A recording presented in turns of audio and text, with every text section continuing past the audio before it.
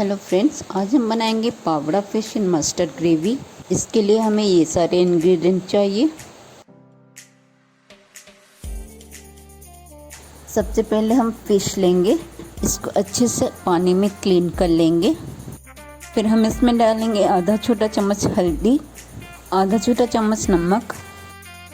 अब हम इन सबको अच्छे से रब कर लेंगे ताकि हल्दी और नमक फिश में अच्छी तरह से कोट हो जाए।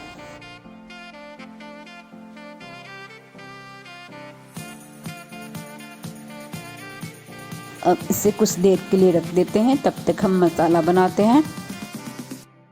मसाला बनाने के लिए हम ब्लेंडेड कप में लेंगे 2 हरी मिर्च, 10-12 लहसुन, छोटा सा बारीक कटे हुए प्याज।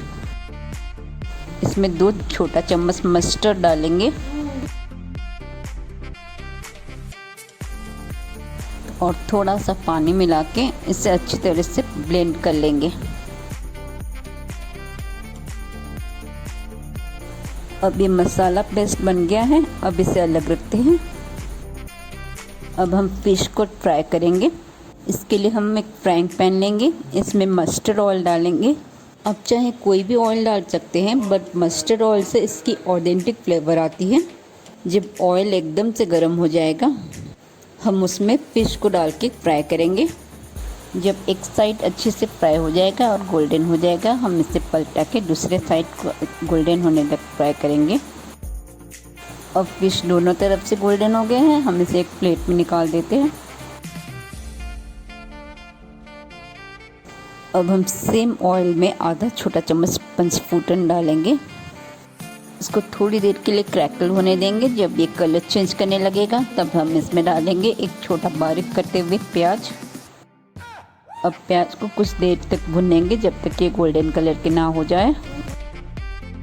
अब प्याज गोल्डन एंड क्रिस्पी हो गए हैं, हम इसमें मस्टर्ड मसाला पेस्ट डाल देंगे।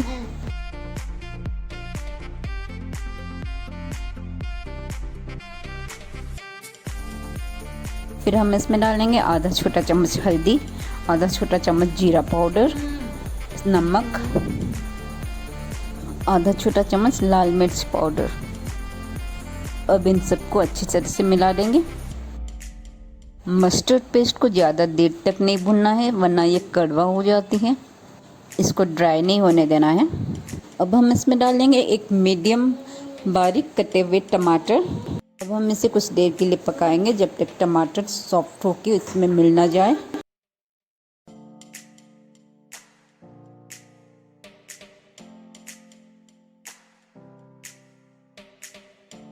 अगर ये ड्राई हो रहा है तो आप इसमें थोड़ा सा पानी डाल सकते हैं।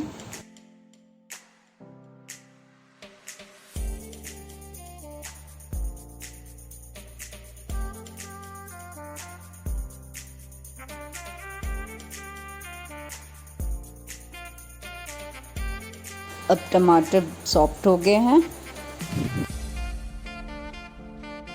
हम इसमें 1.5 कप पानी डालेंगे।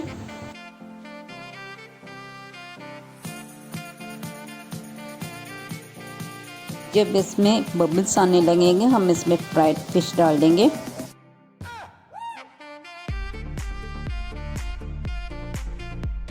और फिर कवर करके इसे 3 से 5 मिनट तक कम आंच में पकाएंगे। तब तक फिश सॉफ्ट हो जाएगी और सब फ्लेवर्स भी अच्छे से मिल जाएंगी। अब करी ऑलमोस्ट तैयार हो गए हैं। हम फिश को पलटा देते हैं ताकि फिश में ग्रेवी अच्छी तरह से कोट हो जाए। करी बन गया है, अब हम गैस बंद कर लेते हैं। अब इस पर कुछ बारीक कटे धनिया के पत्ते से गार्निश करेंगे और इसे स्टीम राइस के साथ सर्व करेंगे।